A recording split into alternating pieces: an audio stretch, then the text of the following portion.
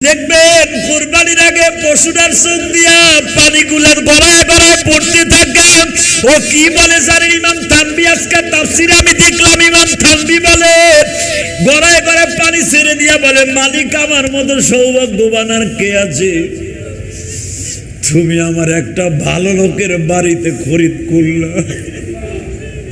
দেখবেন যে এই পশুগুলা কাঁদে, ওই মালিকের টাকার মধ্যে কোনো ভেজাল নেই।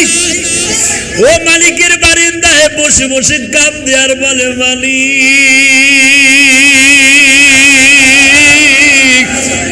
আমার ভাষা দুনিয়ার কেউ বুঝে না, তুমি বুঝো। দেখবা কোরবানির একদিন আগে ওর মুখে কোনো খাবার দেয় না, যত দামি দামি খাবার দাও না কিন্তু খায় না। খোল ভুসি দাও খায় না, তাজা ঘাস দাও খায় না। এই জন্য বিশ্ব নবী বলে, কোরবানির আগের থেকে তোমরা খাবার দিবা না, কারণ ওর দপ্তরে আল্লাহর সাথে একটা দোস্তি হয়ে যায়।